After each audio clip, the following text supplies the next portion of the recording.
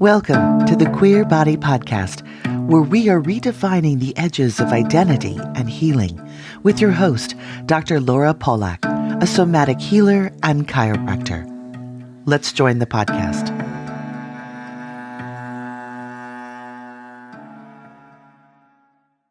Good morning. Good morning. I am so excited. This is season 2 of the Queer Body, and we have so many new things coming our way. In January, we will have a new website. And at that point, hopefully we will have some of our amazing presenters teaching classes. There'll be free classes, there'll be in-depth classes, and we are hoping with the community's support, meaning that they show up and the speakers are yeses, that we have a queer conference in the works. So with that being said, we are starting season 2, episode 1 with Dr. Sasha T. Goldberg. Sasha is a professor, a researcher, an author, an oral historian who holds a PhD in gender studies from Indiana University and a master's degree in Judaism from the Graduate Theological Union. Her work centers on Butch women, female masculinities, and lesbian specificity. She also specializes in grief, loss, and pastoral care. In her previous life, she ran an intergenerational LGBTQ and Jewish nonprofits. Her scholarship is therefore interdisciplinary by design, intersectional by dedication, and fueled by the pursuit of access, justice, and equality. Dr. Goldberg has lectured internationally on gender, sex, and sexuality, and consults across a broad spectrum on all things DEI-oriented. She lives in Oakland, California with her wife, Lynn, and her favorite four-pod troublemaker, Phineas. Thank you so much for having me. Oh my God, I'm delighted. For our people who don't know, what's DEI-oriented? Diversity, equity, and inclusion work. Okay. So, for example, maybe you need to update your medical forms to be pronoun inclusive. Maybe you're looking to have a training on anti-racism in the workplace. Or on microaggressions in the workplace. Do some corporate consulting, do some nonprofit consulting. Everybody's working on this, and frankly, help is helpful. Yes, absolutely. And so when people do hire you for that kind of work, what is the work that you usually do there? So it ranges anything from doing a quick consult on an intake form or a specific issue they've had in the office and need to think through how to move beyond it, all the way to like 6-part series training about changing workplace practices and inclusion, advertising, outreach, kind of the whole spectrum. Fantastic. This is so okay, so I have to say, we started season 1 on femme identity and what it means to be femme. So I'm so delighted that we're starting season 2 talking about Butch identity and what it means to be Butch. And I'm really interested in delving into that part. But before we do, let's know more about who you are and what does it mean for you to be queer? Sure. So thank you for asking that question. I realized I will turn 42 in February, and I've been queer conscious since childhood and officially out now for almost 30 years. Started the GSA in my high school, was the first out student, but I don't think anyone's ever asked me, what does it mean for you to be queer? So what? Yeah, like lots of other questions, but I don't think I've ever been asked that before. And so I've been thinking about it since we first chatted. Mm-hmm. And I had to, in my chronological ordered mind, I had to break it down in terms of decades. And that kind of made the most sense to me. So just like your very first interview with the great Sandy Kaplan, my relationship to queer has also changed over these years. And, you know, as a young person and what my beloved mom would call my militant stage with all my motorcycle jackets and boots, you know, it definitely went along with not gay isn't happy, but queer isn't fuck you.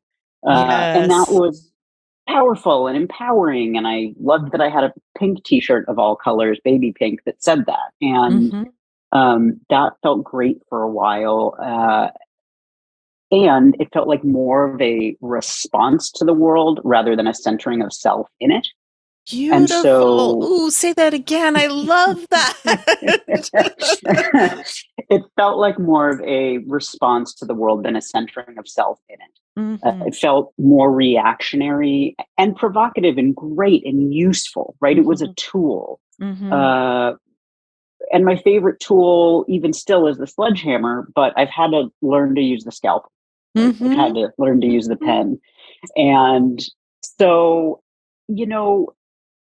queer also meant this radical thing that was being reclaimed in terms of larger community.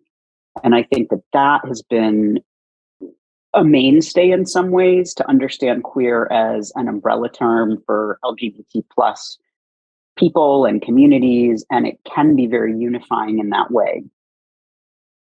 And over the past 15 years, I've really stopped using it.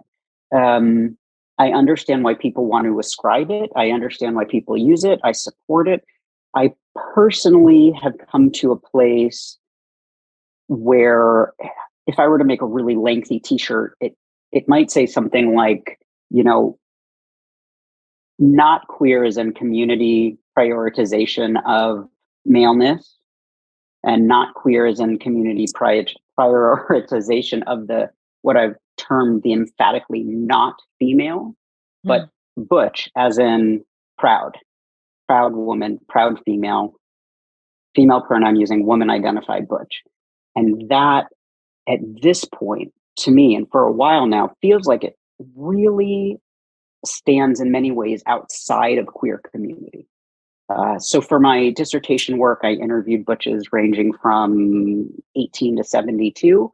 And for example, across the board, starting with the young ones saying, I don't go to events if they say they're for queer community because it's not for me. Tell me about that. That's brand new for me. I didn't know that. So again, like not universal, right? We always have to make these disclaimers, and there's a million butches in a million queer community spaces that love it and go. For example, walking into queer community spaces where the first question is, what pronouns do you use? Or an assumption and an assignation of he, and then actually, I use female pronouns. Oh, sorry, right? And it's a backup, but it's somehow equally apologetic for the gaffe as it is for like, oh, you still use female pronouns, huh?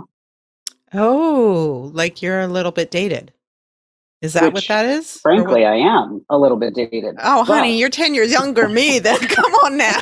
But inside this body, I'm 85. So, okay, but yes, there's a linguistic conditioning that happens in queer spaces. It also happens now across the mainstream. And again, for all the liberation that it offers, it also can operate to really push those of us who are women identified female pronoun using butches to the outside again.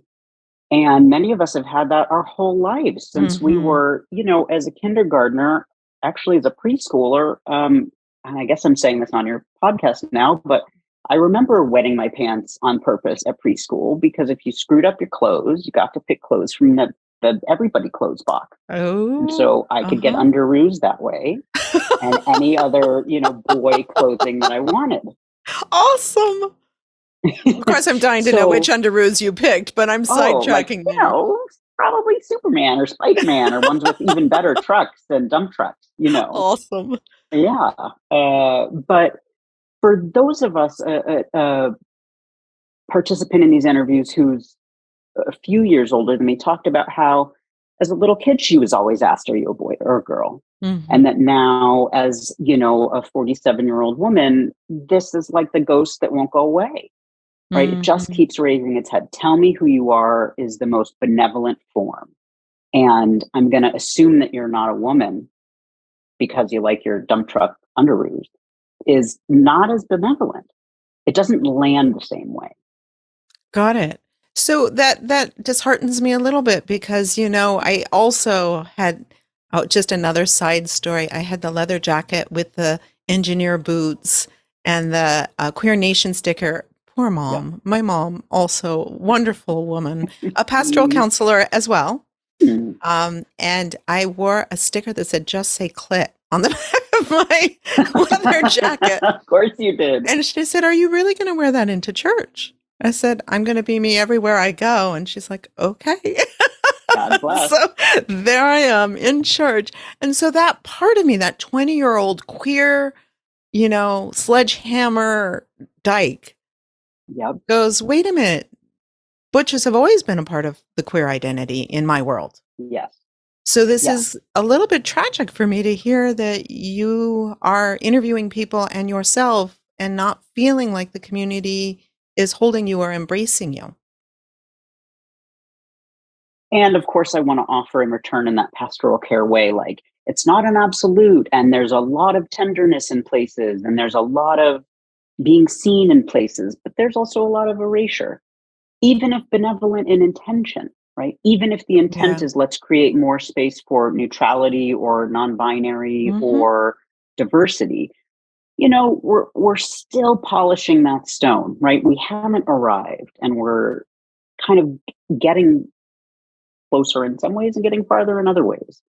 It's complicated. Well, you have a doctorate, so if anybody would have the answer to this complication, what would you suggest? How do we untangle this a little bit? Yeah. So, right. I'll just whip out my handy to-do list. Come on, your shoulders are broad. My shoulders are broad. They always carry this for us all. I can, but better yet, I don't mean have that. You do not have to. I'm just being cheeky. I mean, but cheek away. I mean, it is the hill. It is my hill, right? It's my hill. And so I continue that work in the oral history and in the advocacy and in the ways that are queer in terms of dominant queer paradigms now, right? My Zoom name doesn't say my pronoun. Right? And I feel like it's actually not the first thing I want to know about you. I kind of would prefer to know, like, do you have a dog and what kind? And can I pet it? And like, how do you take your coffee? And so those practices of knowing before prioritizing a pronoun, I think are really helpful. I use it with my students. It's like, tell me who you are without telling me your pronoun. We can get to your pronoun. We have to get to your pronoun. But tell me about your gender without using the word woman or man, right?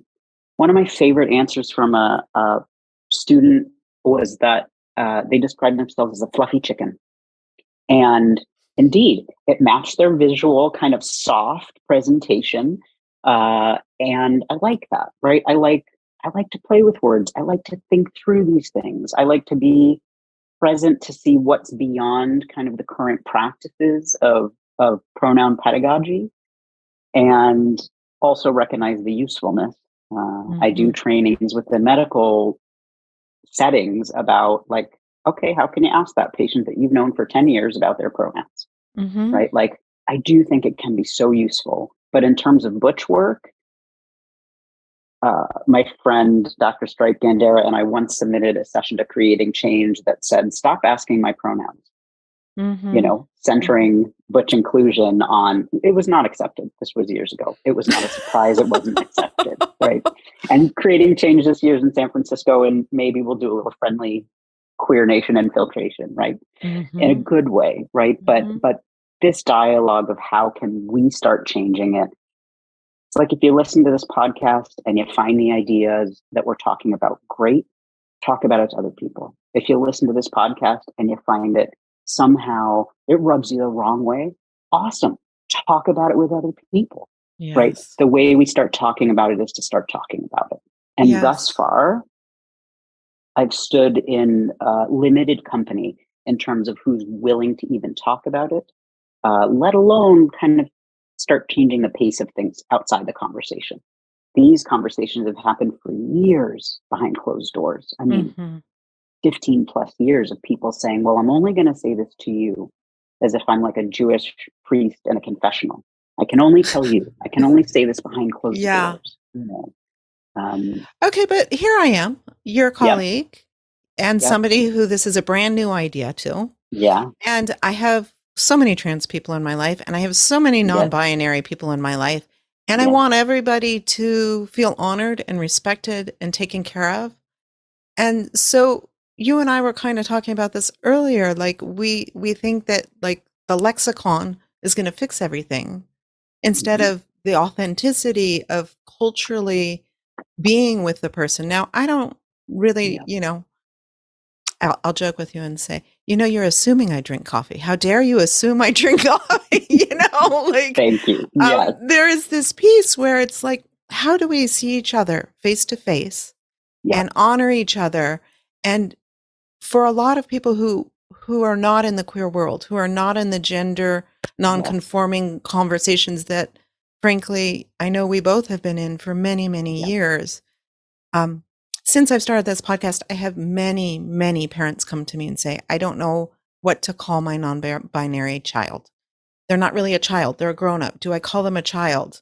Do I, what do I do? And, they're working on expanding their knowledge. So this they, them idea, the neutrality, the non-binary has really been incredible for exploding the cultural matrix in a way. And people are just getting used to it. And now we want to weave in this place of not asking that of certain people. That's freaking confusing. I mean, it's been confusing for years. Totally. So help. So what do we do? So plurality and resilience, right? So when I give trainings about pastoral care, one of the specifically pastoral care to LGBT folks, right? And in settings where, let's say you're the chaplain, let's say you're the doctor, and you walk in this room and somebody's in the hospital bed and you're not actually sure, right? You're not actually sure. Are they a man? Are they a woman? Are they a trans person? How do they identify? The target question for me centers on, what would you like me to know about you so that I can stand with you in solidarity? Hello. I mean, come on. Doesn't everybody just want to be seen? Like, isn't that Exactly. such a more, like, hello, I see you. I see you. And I'm willing to stretch myself in whatever ways it calls upon to meet you there. Right? Mm-hmm. If you don't drink coffee, I'm going to say, all right, what kind of tea do you like? Their brand? Do you use milk? Do you sugar? Do you use cream? Why?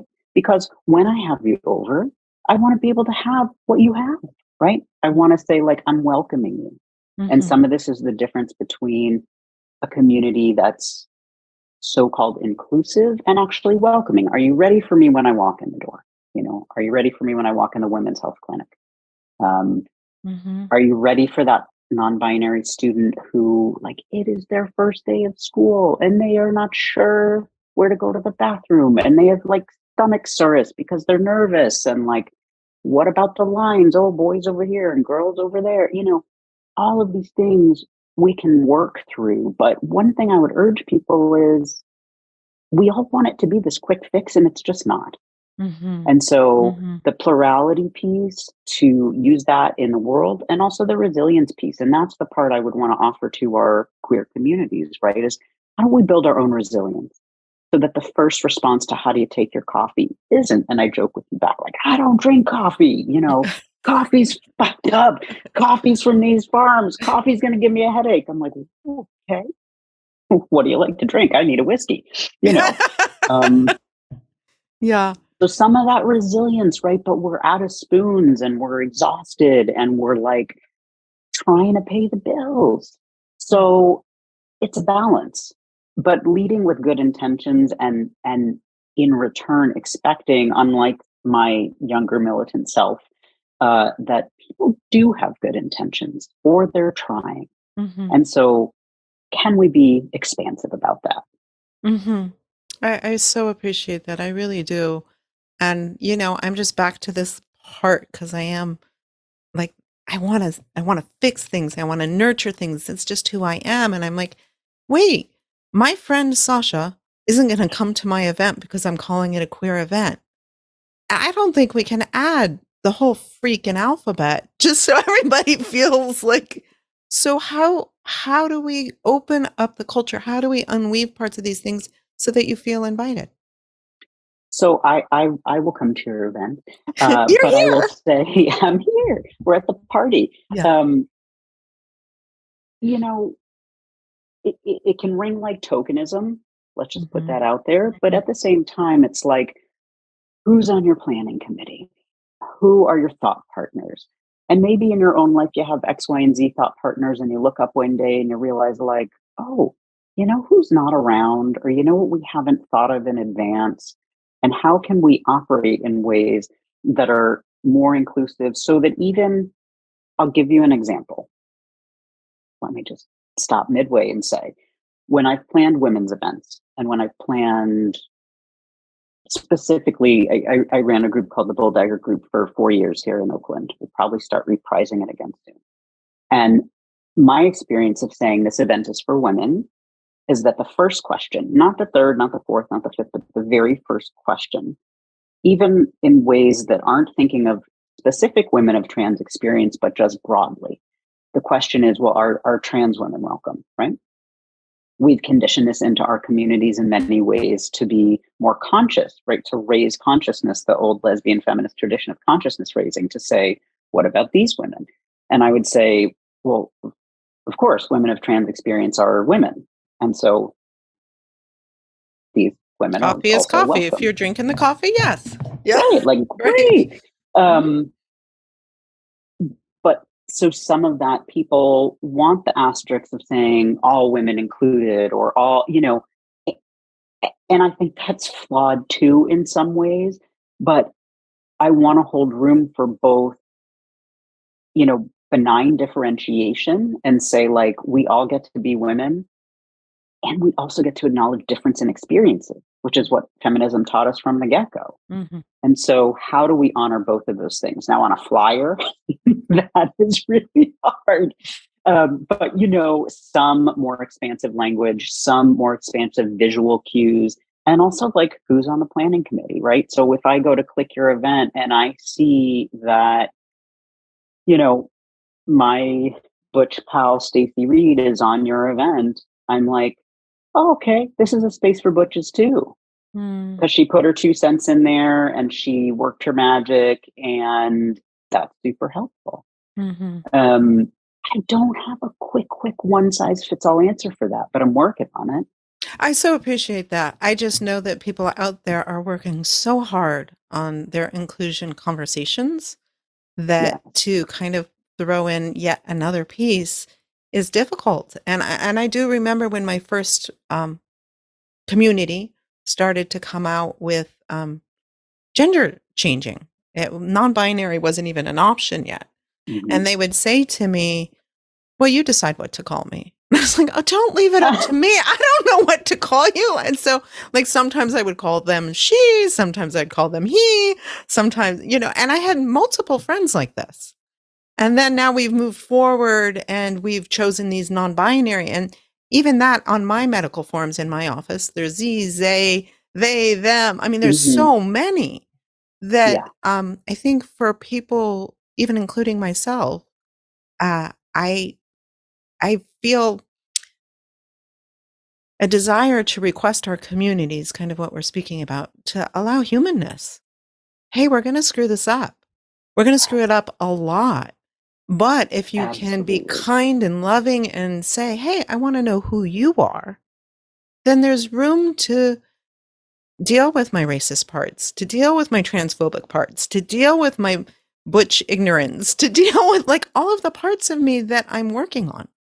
Look, the great Leslie Feinberg. Oh, I cut you off. That Zoom delay. My apologies. Do it. Go for it, love. You're good. You know, the great Leslie Feinberg talked about how it didn't matter what you called her, and I'm using her intentionally. Her partner uses her and she, but that the importance was the tone, right? You know when somebody's being a patriarchal dickhead. Yeah. You know it, right?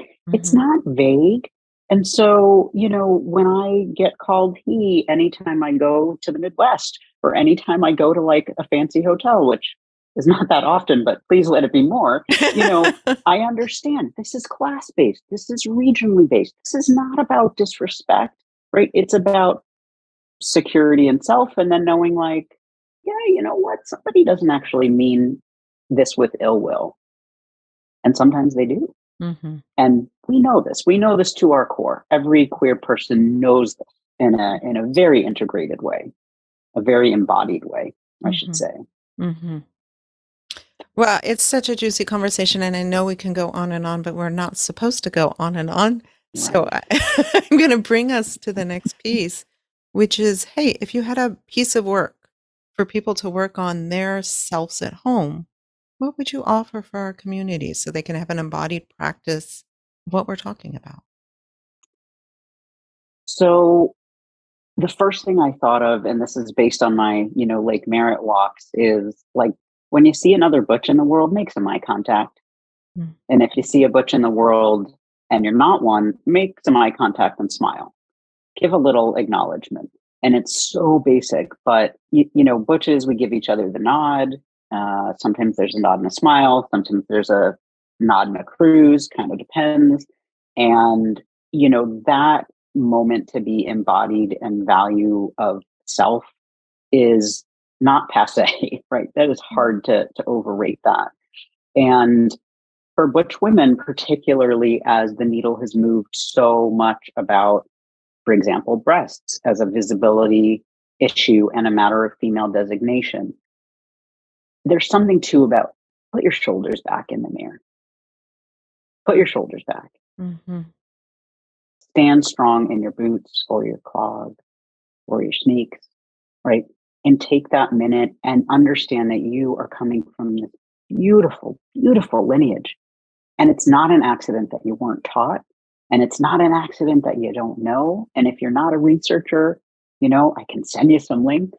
But there's a whole history there that has been really, really kept under lock and key and criminalized and marginalized, accused of being deviant and mentally unsound. And we've had that water, right? We've had that to drink. It's laid upon our bodies, whether or not we're even aware of it from the time that we're little kids.